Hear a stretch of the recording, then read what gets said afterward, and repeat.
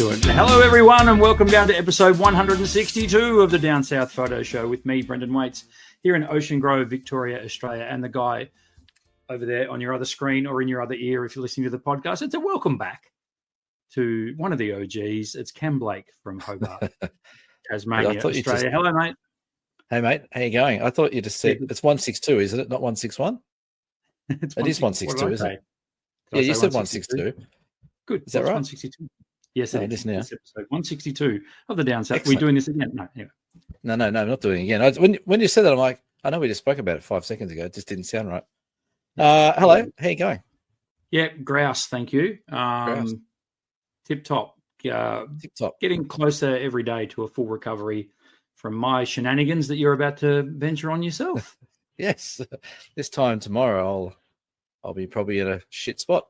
Right now, I'll be all right. It's like all happens tomorrow morning. Well, actually, tomorrow lunchtime, I get a bit of a sleep in tomorrow, so mate, I've got to try and milk it for as much as I can. Damn straight. Breakfast in bed. Maybe have a nurse come and shower me. What are the chances of the breakfast in bed? Oh, about as much chance as Melbourne winning the grand final this year, I reckon. Melbourne beating Hawthorn on Saturday. Are we playing on Saturday? We are. It's our little rivalry clash. Oh, well, I'll tell you what, we're in good form. We've come off a 90-point win or something. Yeah, you are. And your team we've won 3 in a row. Come on. We're going all right. Yes. We're going 3 in a row. 3 in a row. So I just realised my phone was off silent. That could have got ugly. That could have got ugly very quickly. So you'll be getting your surgery tomorrow. This is fun. It's been a few episodes where all we've done is talk about surgery. Yeah, we've gone from being a golf show to a footy show to a camera show to getting sliced open show. It's great. That's right. Exactly. Yeah. It's, I get mine done tomorrow. Then I've got about 2 weeks off, just under 2 weeks off before we head down to the Great Ocean Road. So I think I'll be okay. You're assuring me, you're giving me the thumbs up that I'll be okay for that. So yes, I think you'll be totally fine. And if you're not, we'll get you through it, mate. We only need your brain and your voice. That's all. You can just sit in a bus otherwise. You know what? That's happened before with an instructor. They had a migraine. I had a migraine for the last 2 days and left me to deal with it, which is fine. But we'll pull together between the two of us. Surely we can create one photography brain. Yeah, we should be, barely. We'll give it a go. Thanks to everyone who's liked, followed, and shared, and all that stuff with the channel, ticking up to 1,255 subscribers on the YouTubes and a fair few on the audio version as well. Shout out to Adam Edwards, who stepped in beautifully last week, and he did big boots to fill, but he had a crack at it, and very well received podcast, Cam. It was. It's rating very well. I would have thought we might have got a few more subscribers from it, but. We did. I'm not one to complain too much, but it was good. We definitely did, Adam. Don't listen to him. You did get a few more. The numbers ticked up nicely. I did have a listen. It was great. It was I know Adam a little bit. We probably both don't know him that well. No, that's right. We've met him a few times. We got to know him better by doing that. So absolutely. And I thought, he spoke really well, and I think his outlook on community and doing photography for all the right reasons was spot on. So he's one of the good ones, which is good. He checks his ego at the door. He just loves his photography. He loves taking people to lovely places, and he enjoys what he does. So it was good. He can come back again. That shone through in spades. There's a card up there if you want to go and watch that episode. I've just put one there for you. And yes, cards do work. They do work. I saw that on the other episode. I almost fell off my chair. Bloody down with the shit, he's actually done it. By Jingo, by Joe, he's done it. And with that in mind, we have got another couple of guests lined up down the track as well. So, did you want to talk about that? Do you want to? No. We don't give guests away until they're actually in the can, as we say, and we can. Can we give a hint? Sure. One of them is going to be a first for the show. That's true. That is true. Yep. There you go. I like that. That'd be good. We need to talk about our comp for April, which finished because it's now May. Yes. It's May 2025. Can you believe that? The can. comp for April and the theme was glass. Cam has just told was. me there was around 40 odd entries, well, not odd entries, but there was 40 or so entries, which is great to see. Tough, bit of a challenging theme, really. So It was a tough theme, but people have really risen to the occasion. Okay. Obviously, the theme was glass, but there's some really interesting ones. It's going to be a tough one. Yes. And you know how we sort of say, oh, if there's two of the same place or shot, that you sort of don't, they sort of cancel each other out. I can't see anything like that here. Okay. So we've got like 40 odd entries we have to look at them all. Which we will. And which next week, of course we always do. Yeah. Yeah. We'll have a winner for you next week on the show. So, absolutely. so don't go over to our Facebook page and enter because you can't anymore. But next week you'll be able to go there and select the People's Choice winner, which we will do. And then in a couple of weeks we'll announce what the April, May, June competition will be. Goodness me, how can we be thinking about June 2025 already? And also just while we're here, if you would like to head over to dsps.com.au and join us on one of our workshops.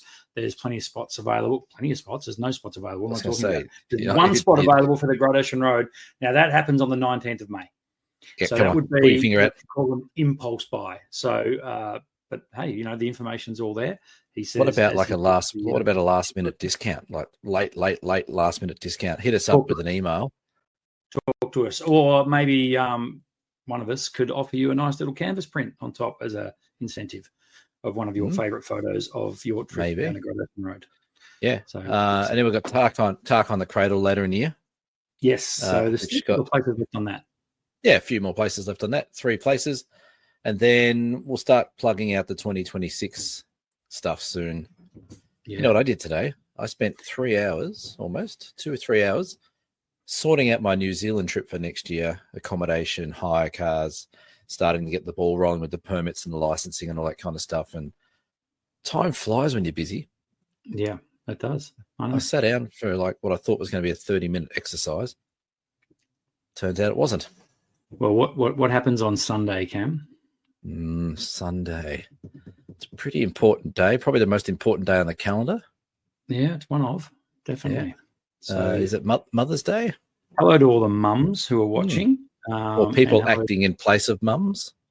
True, exactly. Yeah. So everyone who is mothering, and I hope you enjoy your Mother's Day here in Australia. I think it's only Mother's Day in Australia. I think it's Mother's Day in other parts of the world have Mother's Day on different days. But enjoy your Mother's Day. So what I've been doing and what I will be doing for the next 3 or 4 days, because we're recording this on a Tuesday, is printing Mother's Day photos. So people will be coming in with their nice family photos, put them in frames, doing canvas prints, that sort of stuff. So it's a lovely gift, isn't it? The photo for mum. It's ideal, really. Yeah. I haven't heard of ever one mum opening a great family photo and going, ugh, what'd you give me that for? Oh, but they'd always go, oh God, look how fat I am, or look at my wrinkles, or look at my hair, or geez, look how old I look. Like there'd always some feedback, wouldn't there? But well, not if I've printed it. They always look fabulous in the photos that I print. Do you remember that Seinfeld episode where George steals the picture out of the guy's office, and he had it? Yeah. He picked on the guy at the beach a few years earlier. Had a run in with the guy at the beach, right. And he's in the back of the photo, and he goes to the local camera shop to get him photoshopped out. Yes, and it comes back looking like a cartoon. Yeah, that's right. I was just picturing that's how the pictures you print might look. It's just they just turn them into cartoons. Well, it's kind of what AI looks like now. So it's it is. It was ahead of their time. It was AI. So we've got some topics to discuss tonight, Cam. Did you get a look at the run sheet or only about 3 seconds ago? But I thought we might have been talking about the federal election, but clearly not. No. Do we have to? No, we don't talk politics. Let's just ban politics off this show altogether. Well, it's funny you say that. The last few workshops I've done, based on the one we did in Utah where we had a little bit of fun, as you would remember, most of my workshops now start with a bit of a different intro chat about being respectful for each other and just being nice. And there's three topics that are off the limits on these workshops. One is politics, the other is religion, and the third one is sexual orientation or anything to do with genders or anything like that. Just keep it off the table. We just came back from a macro workshop we left Sheffield. We hadn't even got out of the main street of Sheffield, and all three had been touched on in my car. Amazing. The Pope had died, the federal election, and there was something about something else. Goodness. So, yeah. Anyway, what are we talking about? Apart from no. Well, before we do that, how remiss of me. We've got to do photo of the week. Okay, I'll tell you. You go first. Oh, okay. Because you're not ready, are you? Yeah, no, I've got it. Oh wow, look. Yeah, the technology is amazing. This is a Nanking. Oh, no. I don't know if I've showed this photo before. I probably have because I love it. This was on the Great Ocean Road trip last year, so that's why I'm showing it now because we're going on Great Ocean Road again in a couple of weeks. So there's a couple of things I love about this photo. One is it's a Nanking Kestrel, and I got to shoot it within relatively close range. Yes. Two, that thing is perched on probably the greatest lookout in Australia. That if I could pan left there, you're looking straight over the 12 Apostles. So yeah, it was really cool to be able to see that bird just sitting there, and it just hung around for quite some time. Can you hear that wind in the background? My God, it's so windy down here in Hobart tonight. You're gonna blow away on us.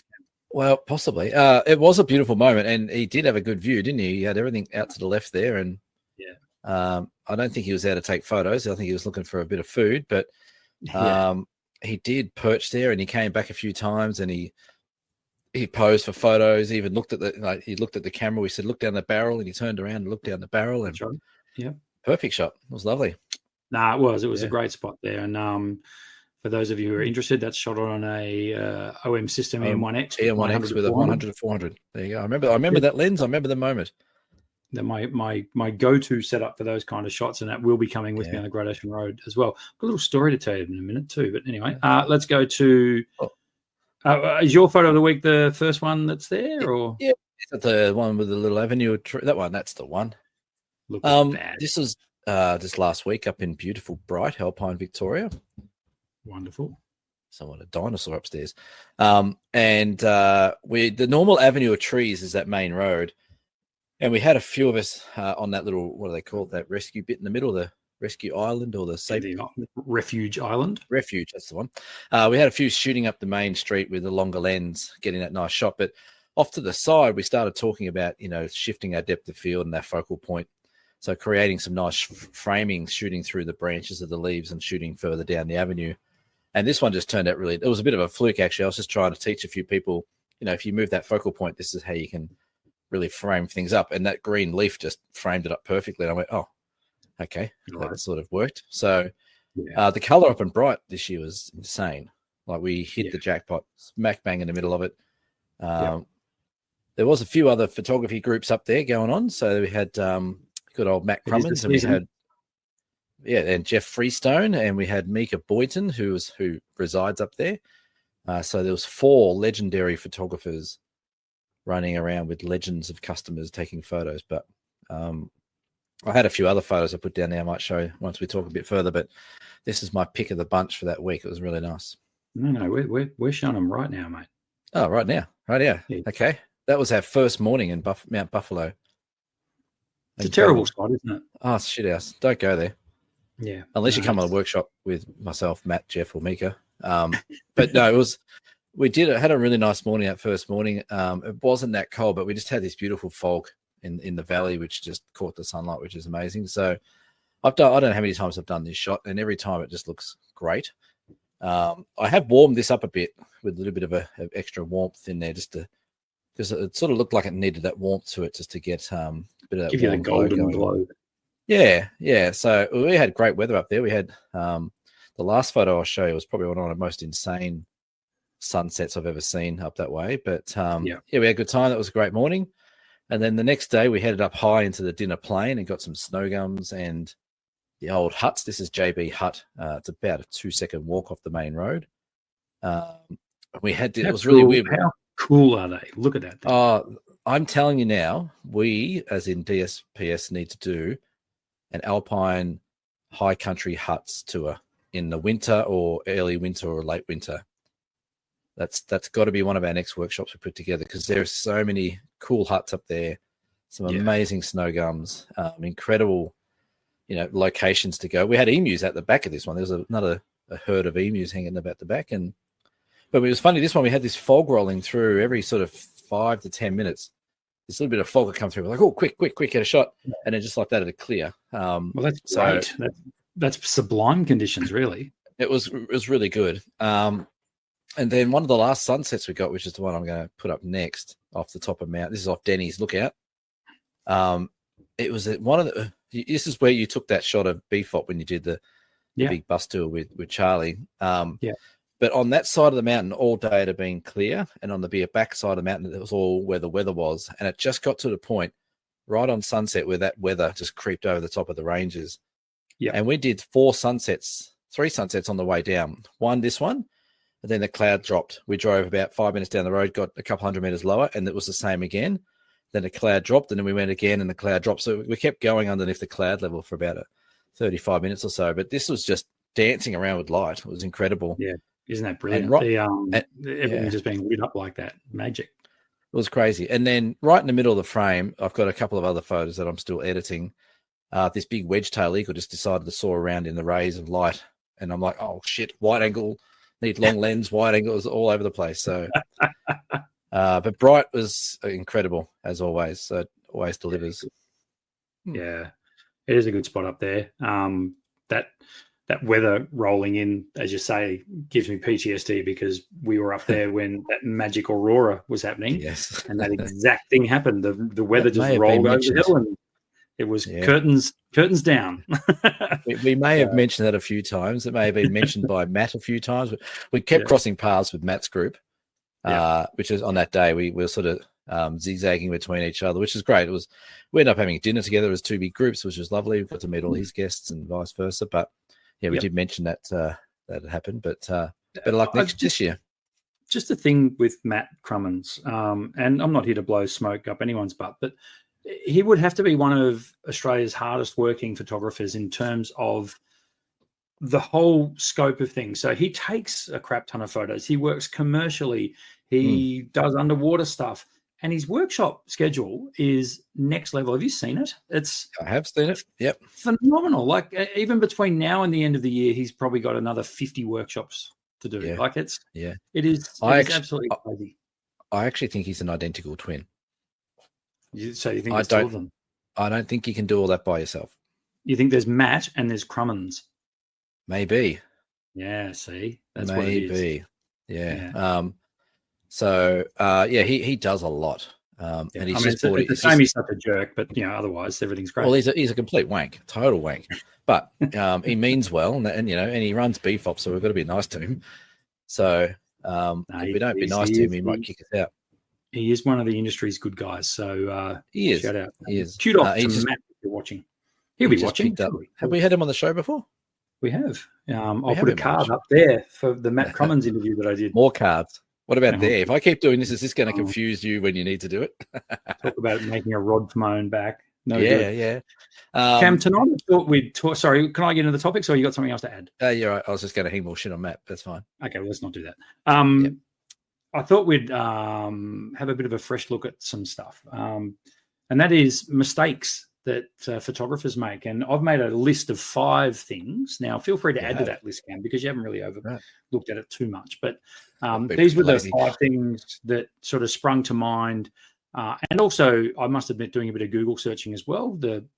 Particularly the top 2 seem to be the 2 that sort of resonated the most with people. So we're going to run through these in no particular order. But the first thing we want to start with is this over-editing thing that seems to be a very common thread through a lot of photography podcasts and tuition and that sort of stuff. Right. What's over-editing? What do you think over-editing is? Over-editing, I used to be quite critical on this. Maybe I'm softening in my old age, but I used to look at some... Over-editing for me is oversaturation, anything that's slid in your sliders too far either way is to me a little bit over-editing.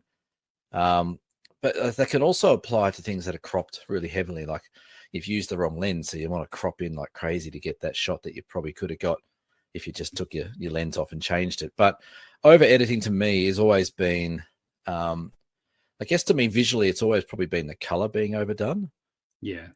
Some things like you can have grungy shots, like black and white can be quite grungy with contrast and stuff like that. But to me, it's always that color slider saturation that's gone too far that does it for me. And the dehaze can ruin your shots going too much. But would you think that you'd probably see a lot of different editing in your role because you get lots of people sending stuff into you? So I do. I think it has not stopped, but it's certainly gotten a lot better over the last probably 10 years. Prior to that, there was this thing that came out. I want to say it'd have to be 15 years ago, and that's HDR, high dynamic range images. Yes. And it became a real trend. And certain images worked fine with HDR. To this day, some images work well with HDR. The problem I found was everyone used it on everything. And you would end up with inherently you would get oversaturation using HDR. You would get really high contrast images, raised blacks, that sort of stuff, which, as I said, worked for certain images. But there was a lot. I definitely remember there was a few Flickr accounts that were getting masses of followings from people because they were using these HDR settings. But I'm happy to say that has sort of softened a bit. In my opinion, when we talk about over editing, it's obvious over editing. It's when, as Cam said, when you see, a sunset that's beyond purple, like it's, red, purple, and that sort of stuff. And we see it a lot in Aurora season as well, when people just push it that little bit too. Now, Auroras, you have to edit them. That's just part of the game. Without editing, you don't get as good a result. There's no question. But you can easily overcook an Aurora photo. So, yes, you can. But we also preach, the old season to taste. Like, you want it, it's your image, so do with it whatever you want. Yeah. But just be conscious of the fact that it's very, very easy to overstep the mark in terms of crossing into the realm of a fake looking image. Yeah, look, I think that's where I've softened a bit over the years. I used to look at, there was one particular guy down here in Tassie who shall remain nameless and end up moving away from Tassie. He had an absolute shocking eye for color, and he over edited his colors, not only the saturation, but the hues. He got the hues all wrong, and he made good photos turn terrible. And he had some good compositions and some good photos, but completely ruined by his editing style of over saturating and over contrasting and HDRs and changing hues and things like that. But having said that, now, like, I guess on the other flip side, who are we to judge? Well, this is my point. Yeah, if someone wants to edit their photos to the nth degree of clown vomit, then go for it. That's your photo. And I think you can talk about over editing, I think it's very important with what you do with printing. Like, if you're over editing colors and contrast, they don't print very well at all. So that's important to understand, that if you're wanting to print things like calendars, books, or prints for people, that over editing your image is probably going to overdo it for the print as well. So, but yeah, I'm of the opinion now, I've been in too many social media fights about editing and commenting on people's stuff and trying to give advice and getting shot down. So edit how you like. Just don't come complaining when you can't print stuff, or, people are turning away from your work. And probably the only other stone I would throw there would be a departure from a natural look. So,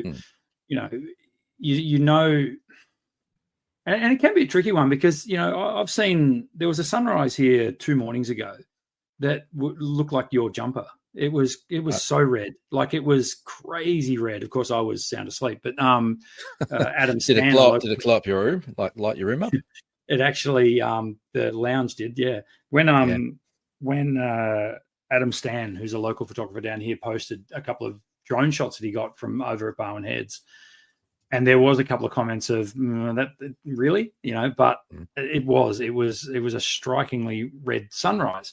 Yeah, which is one thing, but it's another thing when you've got a shot of a waterfall and you've made the leaves around the waterfall or the ferns or whatever look fluorescent green, like that light behind you. So yes.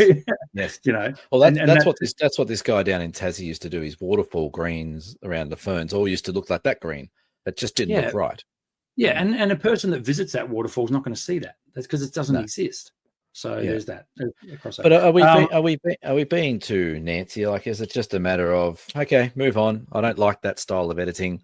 I don't like what you've done. And do we just move on? I find it hard to move on because I like to try and help people, and I think I can see ways to help improve. But I think the majority of people wouldn't want that look, and they might accidentally do it. Yeah, I know, but it's a tough one to address with people. It's the old shit sandwich analogy, isn't it? Yeah. You go, that's a great photo. I really like the composition, but your colors are completely whack. But I like what you've done with the framing. It's like it's a hard one. Quite often I give people a bit more breathing space or a bit more room to move, because they may not have a calibrated monitor, for one. Yes. Their perception of color might be different to mine. They could very well be colorblind and not know it. And I've seen this happen. So, well, not totally colorblind, but their perception of reds and greens and yellow might be different to ours. Yeah. So there's also that as well. But anyway, let's move on. Number 2, forgetting your gear and buying the wrong gear. You've added there. Oh yeah, so I've put a whole episode 2 episodes ago. No, but I've put a couple of, like, you've done yours and I've sort of done my matching bits of that. Sure. Yeah. But forgetting gear is a real bugbear of mine. I mean, it's like there's no excuse for that, and it's a big mistake that photographers make. Getting to a location and just not thinking a little bit about what might be available to them at that location, and therefore, I don't really feel like carrying that lens today. I'll leave it in the car, and bang, there's a Nankang Kestrel sitting on a lookout over 12 Apostles. Yeah.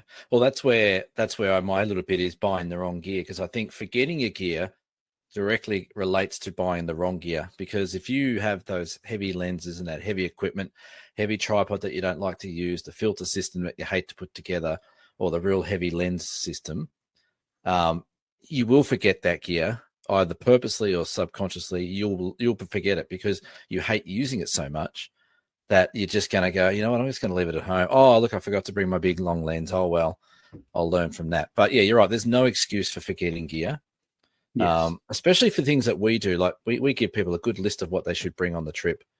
And, we're going to do a bit of this, with a bit of that, and a bit of this. So if you rock up after having a list given to you what to bring and you still forget something, that can cause you a lot of issues, especially, like you said, when you get like nice birds or something amazing happening, you've got the wrong lens for it. So yeah, that's right. Excuse me, I just sneezed. Sorry about that. Bless you. I'll do that tomorrow. It is a no-brainer, but it's amazing how many people forget to do it. And it's a nice, easy one to add to this list, and that is just forgetting your gear, forgetting to charge your camera, forgetting forgetting a memory card, forgetting to format a memory card, forgetting a filter. It's endless. There's so many. Forgetting a cleaning cloth, forgetting a rain cover, forgetting a rain jacket, all that stuff. So yesterday we finished up our macro workshop at Cradle, and we went to a place called Philosopher's Falls, which is about half an hour or so from Cradle, near Waratah, and it's generally pretty good for fungi and things like that. And I totally forgot to charge my batteries the night before. Oh dear. So I get to this place, and I had one camera, the OM3, which I've got some news on for you. I had that as my sort of doing my forestry shots, like big trees and stuff. And I had my OM1 Mark I with the macro flash and everything like that. So I was taking photos of these mushrooms, and that's great. Oh, look at this big myrtle, take a photo of that. And almost simultaneously, both batteries just went, meh. I went, what? I'm like, no, they can't be dead. I'm only like half a way through this track, and like, shit. So I ran out of battery pretty much. I had to keep turning it back on and getting like 2% to take a photo, turn it back off.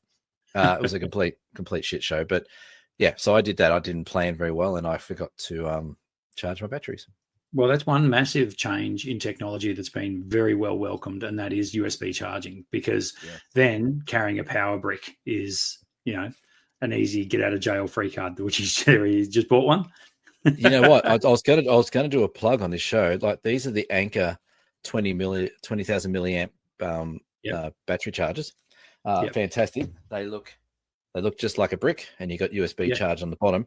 $33 from Amazon at the moment. Ridiculous. Yeah, so I'm not sure. Hopefully they're still on that sale when we go to air on Friday. Amazon, $33. They're Anker, ANKER 20,000 milliamp charger, $33. Can't go wrong. Amazing.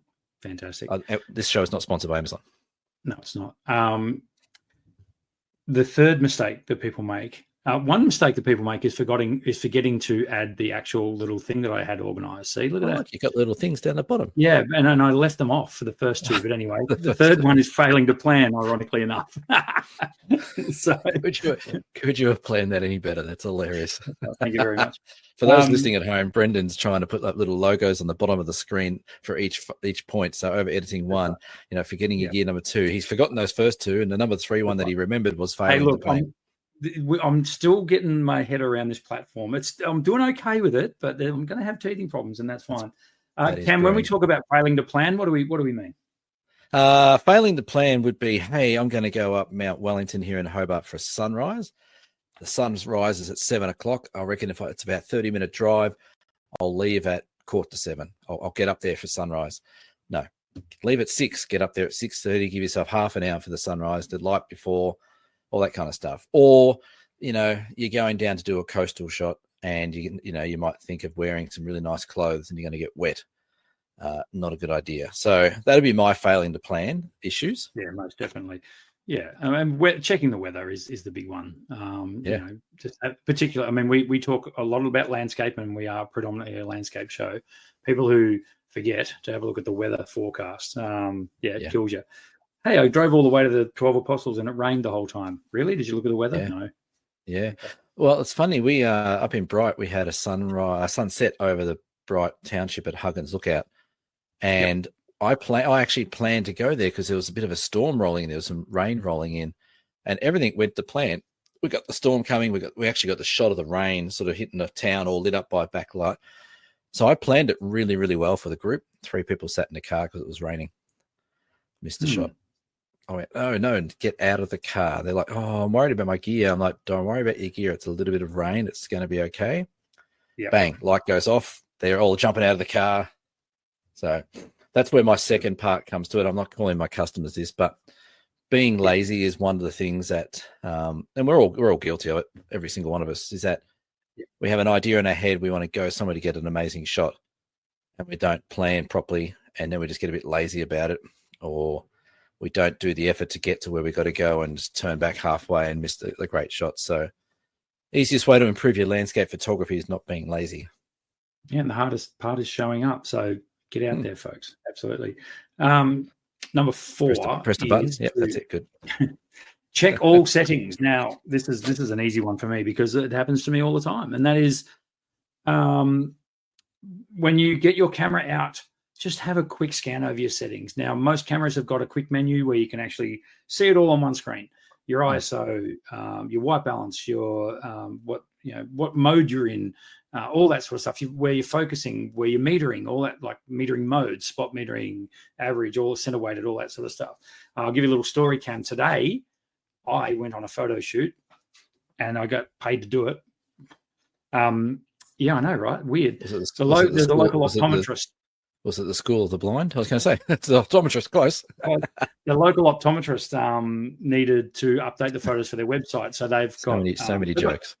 They've got new staff, and so they've got and their website's 10 years old. So we had to get new photos of the staff and just shots around the optometrist with glass and people serving and all that sort of stuff. And of course, I got my camera out and took the first shot and looked at it and just went, because I always do a test shot because I'm a professional, and it's just like, what the hell? And this is how long since I'd taken a photo because I had my surgery as well. My camera was still set to when we did that silo at night at the Mallee. Really? So yeah, you can imagine the settings. Yeah. Yes. So it was like, was it like shooting in the 1800s where they had to all stand still and can't smile for 30 seconds? Yeah, that's right. Exactly. It was. Yeah. Hang on, I've got to do a 30-second exposure in here just to hold. Please hold. Yeah. So checking all your settings before you take your photo. Now, Cam, you've got a very famous story of having some shots at 1 million ISO in one of Tasmania's most pristine locations. Yeah, I climbed the highest mountain in Tassie and shot everything at 3200 ISO. Couldn't figure out why the shutter speed at f16 was like 4,000th of a second. And I got back down and went, geez, those photos look a bit grainy and a bit overdone. Yeah, so we'd been shooting the Milky Way the night before, and I'd done the same thing I hadn't changed my settings, got up the top, didn't do anything. took a couple of photos. You know what? It's funny you say that though, because the other day Jamie and I walked up Mount Murchison to get those Vegas shots that we got. Yeah. And my legs were a bit weak. It was a pretty big climb, and I was a bit unfit and all that kind of stuff. And got up the top, put my bag down, and straight away we're just surrounded by that beautiful color of Vegas. And I went, all right, let's go start taking shots. And in my head, I went, hang on a sec, check my settings. I have walked up this bloody hill. I'm not going to stuff this up. Check my settings. So that was a good one. So sorry, you go. No, yeah, okay. It literally is a case, as you've put on the run sheet here, of not knowing your camera. Yeah. So you should be able to, at a glance, know the settings of your camera and know how to bring the quick menu up, for example, or a menu area of your camera where you can see all the settings at once and literally go, oh, that's out. Fix that, fix that, fix that. You should know how to do that. And there's really no excuse there, because you can sit on your bloody couch and do it. Like it's not like you have to be out on a photo shoot to change your settings. No. I say this in my entry-level workshop. Sit on your couch, put a bowl of fruit or something on a coffee table and shoot it and change the settings. And it's not the photos you'll delete. That doesn't matter. What you're doing is you're showing what the settings do, where they are, and how to change them. And you should really almost be able to do that with your eyes shut. So then you don't make simple mistakes, very fixable mistakes. Dickhead mistakes. Something else that I think we don't utilize enough with us photographers, like most of what we do is with our eye, right? We use our sight as, we look at light, we look at compositions, we look at all that kind of stuff. But there's other senses we have. So our ears, for one, is a really good indication if your shutter speed's too slow or something's not right. I don't know how many times I've picked my camera up, taken a shot, and it's gone chunk. I'm like, well, that's way too slow. I better look at my settings. So that's an audio cue to say, hey, something's not right with my camera. And the other one's touch, like especially with our Olympus lenses that have that little autofocus coupling. You can put your hand on the cradle of the lens and you can feel that that's been engaged into manual focus. It's an automatic cue that something's not right. So don't just always think everything's right. Use your ears, your eyes, your touch to make sure your camera's all set up to go. Yeah, that's exactly right. And again, that's just, I get it. People buy new cameras, so you don't expect it just to know it straight away. But just, sit in your backyard and take some. You could be on a flight somewhere, have your camera in your lap, muck around with it. If you're not, take photos of people in the plane. They'd love that. Yeah, I'm sure you won't be thrown off. Well, from 10,000 kilometers above. Cool. What are you typing away there? I'm just updating some lists and things. Great advice there. So, over editing, forgetting your gear, failing to plan, check all your settings. And then number 5 is scan the edges. Yep. So when we talk about scanning the edges, Cam, what do we mean? We get the picture and put it on the scanner and make sure the edges are scanned. Is that right? Yeah. I think you're close. Yeah. Or maybe it's about looking at your frame in your camera and making sure you scan the outside of your frame, either through your viewfinder or on the playback when you're taking a shot, and just looking for those distractions that are going to do your head in when you get to the editing suite. So branches, arms, some other photographer's tripod, power line, Brendan's head, my head, whatever it might be. Just scan the edges of your frame after you take a shot. I do it religiously. I look back at the playback and all through the viewfinder. I make sure, it all looks pretty good before I press the button. It just saves a bit of heartache and edit later on. Yeah, it's a pretty straightforward one, but definitely worth it. So I will list those 5 below in the description as well. So if you want to go back over those, but some good advice there. If you're getting into if you're frustrated a bit with your landscape photography, you might be making one of those mistakes. So have a look over those. I guarantee you will be. We all do it. It doesn't matter how pro you are. The top pros and the entry level, they all do it in one shape or form or the other. It's just a matter. Sometimes I think it's rushing as well. Like, just take your time with everything. Like, editing's not a race. Getting your gear out of your bag or packing your car, that's not a race. You've got plenty of time to do that. You got plenty of time to plan. You got plenty of time to check your settings, and you got plenty of time to scan your edges. So I always say we're out here capturing time. So let's take our time to do it. Like, let's not rush it. And there's always that moment where something's crazy going off with light, but that's fine. But when you got all this time in the world, don't rush it. It's so disappointing when you drive 3 or 4 hours to get something and you come back and you've stuffed up some one little simple thing or forgotten something, and sort of it's a bit of a downer. No, I completely agree. And you mentioned while you were talking there that you had something news on your OM3. Would you like to share that? Did. Yes, I got rid of it. I got rid of it. It's gone. It's gone. So I used it the other day, and it's a lovely camera. But if anyone wants to read my review, go to my website, camblakphotography.com.au. I do pay out on a bit. It's got a lot of recycled parts, but it is a lovely camera. The sensor in it, which is in the current OM1 Mark II, is a stunning sensor. It is really, really good. I do like it, but the handling of it just isn't for me. So I reached out to our good mate Mark at DigiDirect today. I said, dude, I've had enough. It's got 2,500 frames on it. How much am I going to bleed? So he actually is a legend, Mark, as we know. He is happy to give me a credit for pretty much the same price I bought it for. Okay. And I'm going to buy the OM1 Mark II with a little bit of a changeover. Yep. So, I think that camera, if I could review it in a nutshell here right now after using it for a while, it's a travel camera, street photography camera, probably suited to someone with smaller hands and maybe a younger spirit, for lack of a better word, who wants to look a bit hip and cool. It's a lovely camera, but it's just not for me. The handling of it's a bit tricky for me. So, yeah. And one other update, last episode or one I was on, I mentioned I was going to buy a wrap for my lens. Yeah. And I did. And I also sent out a link to a couple of people who asked in the comments. But I've done it now. I don't know if it's going to show up here, but I've done it. And it's all wrapped. My whole lens is now wrapped in this beautiful. Very cool. It's very cool.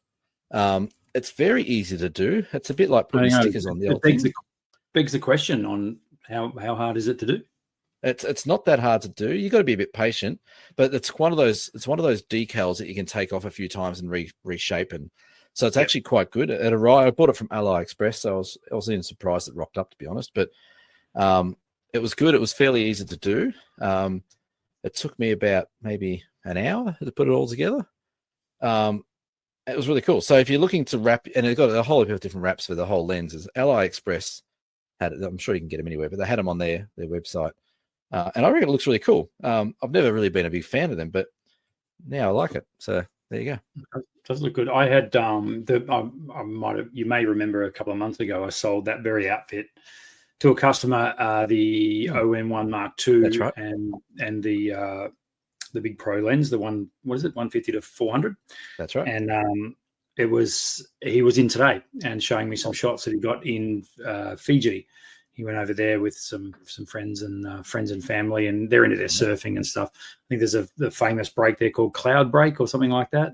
Yes, that sounds right. But they went, and some of the photos were incredible, and he was blown away by them, and he kept coming back to the fact that how light it was. He didn't have to carry big heavy gear. That's phenomenal. On the weekend we went on the way to Cradle Mountain. We crossed over the Forth Valley Lookout. And it was foggy in the river valley. It was perfect. We're there for a fungi and Fagus workshop. We stopped for about an hour taking these photos. And on the photo I've just uploaded there was these yellow-tailed black cockatoos. They were miles away. And I had that big lens with me. So this is an 800mm 4.5 on the OM1 Mark I. These guys were halfway down the river in trees, miles away. And it's such a cool lens. It's very, very cool. And these guys, they're all fighting against each other and having a bit of fun. It was very cool. But that awesome misty fog background there. Oh, it was magic. And then I'll show you one more just before we keep going. I'll pack up this other one. But there was one shot of these two that were fighting and carrying on. The next shot is just having so much fun. And like we just sat on this bridge watching these birds and the fog roll up the river. But yeah, that 150 to 400, like I said, it's not cheap, but it's a stunning lens. It really is. Yeah, it is. It's incredible. So, but yeah, that wrap's good. I like it. Highly recommend it. Very good. Cam, we have beer donations. Do we? What? Now, I have something to mention. Yes. On this section, I've been given some pretty full-on feedback from this section. Okay. I don't know if I want to name the person. They're probably already starting to giggle knowing them, but our beer donations apparently, since episode 1 or 2, are not funny. The joke about our top donor is not funny anymore. Is that name that's just scrolling below us right now? That one. Yep, that one. That first donation from Mel H. Yes. We usually go on about some other things and rename it to a different name. And apparently that dad joke is boring and no longer required. That's it. Okay. So I'll go through the beer donations. He keeps giving us. Yep. Shout out to and it wasn't Mel who raised this feedback. Really? It was another person, obviously a fan of Mel, obviously not a fan of our jokes. They did fall over a few times, so I'm not sure if they're really all with it on this trip. They did take a couple of tumbles. They fell down a hole. What else did they do on that trip? But yeah, I'm not going to name names because that would be unfair. But you know who you are. Given the technology at my fingertips, you don't even have to read the beer donations anymore. People can see them for themselves now. What about the people listening audio? Well, okay, fine. Beer donations: Mel H, Susan N, Sharon Thorogood and the Destroyers. I hope I can say that still. Jenny C and Marion H all donated beer. Thank you very much.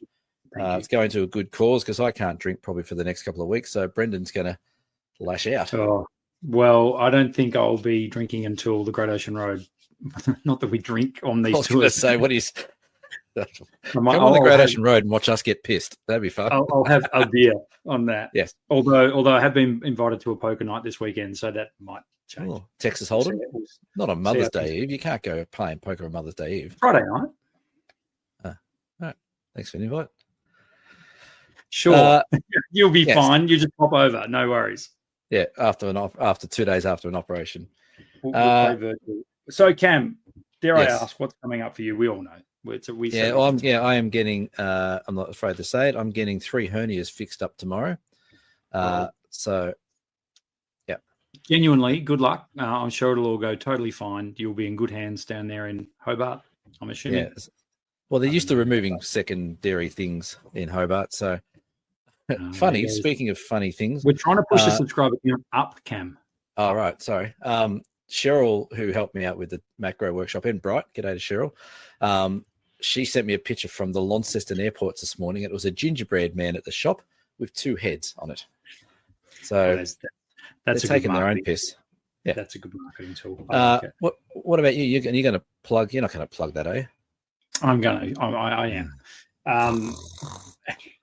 And I know a couple of you listening have already signed up to this, but on the 22nd of June, which is a Sunday, down here in Ocean Grove, I have the great man Glyn Lavender coming back to run his natural light portrait workshop once again. It is hands down one of the most popular workshops that I run at my shop. Glyn is an absolute legend when it comes to portrait work, in particular natural light portrait. If you're not sure he's a legend, just ask him. If you're not sure if he's a legend, just ask him. He'll tell you. I think you called yourself a legend earlier in the show. Rewind the tape. Did I? Yeah, you did. Glyn's workshop. Glyn's workshop will be on Sunday, the 22nd of June. It'll be linked below. $295 for pretty much a full day. It's a bargain. Absolute bargain. His jokes alone are worth that. That's right. And you will come away as a better portrait photographer. There's just no doubt. Everyone to a person who does that workshop says the same thing, how much they loved it and how much they took out of it.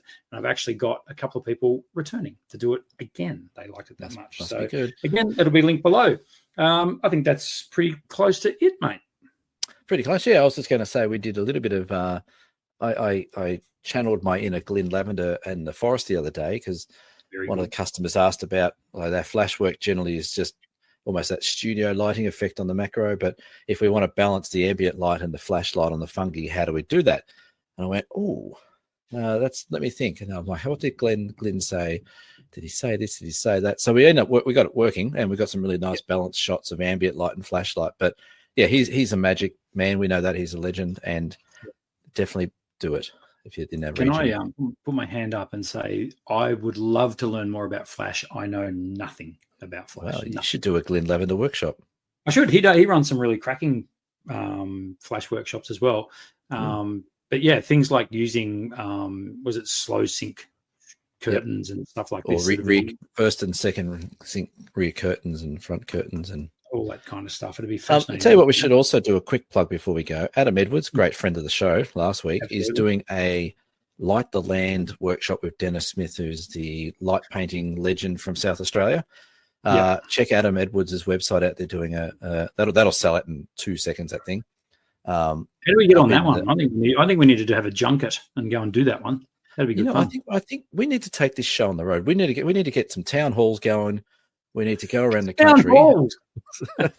We need to get some town halls going and go around the country. Wouldn't it be awesome if somehow we could conjure up the Down South Photo Show at the Chinkapook Town Hall? Why can't we do that? I know. I'm sure I can know a bloke who knows a bloke who has a key. I'll tell you where we won't take this show on the road to, but we won't be going to Mildura because that's just not what we do. No, imagine that we could. I'm sure people listening around Australia, if you want us to come and do a show live in front of your camera club, yes, shout out. Let's make it happen. Imagine that. Yeah, it would be an absolute disaster. And the great thing is, no one listens this far, so that's never going to happen. Rewind real quick. You were at the Melbourne Camera Club last week. Yes, I was. I did a talk at the Melbourne. We haven't mentioned this. Yeah, we didn't. Sorry, I've been busy. I've had workshops and talks, and in between my Bright workshop and the Cradle Mountain Macro workshop, myself and good friend of the show, Cheryl Davis Photography, did a talk in front of the Melbourne Camera Club. Now, I've never spoken in front of them before. Cheryl's never spoken in front of any clubs before, so it was a bit of a burst of the bubble for her. It was great. We had a great turnout, about 40 people. Friend Jeff Weber was there. There was also Russell, who's one of my customers. There was a few guys that we knew that were there, so great to say hello to them. But we did a talk on a bit of what I do, a bit of what Cheryl does, and then a bit of what we're doing in the future with workshops and things like that. Amazing building, a nice old heritage building down in South Melbourne. But I tell you, Cheryl was a bit nervous beforehand. She'd never done it before. Absolute natural. So I can just see that she would be great for some other type of thing that we might do around the place. No one listens this far. So, that's fine. Yes, eventually. Eventually. But no, it was a great little night out, and thank you to the Melbourne Camera Club for having us along. Yeah, absolutely. So once again, Cam, good luck with everything you got coming up. Thanks, mate. Thank you. This has been episode 162 of the Down South Photo Show. We'll see you for episode 163 next week because he'll be able to, because he'll be laying on a couch. Have you got a couch you can move in behind there and just lay on? I got a couch just here, actually. I can just... Oh, perfect. That works. On the couch with Cam and Bren's. Oh, I like it. We'll see you next week. Bye for now. Say goodbye, Cameron. Bye-bye, Cameron.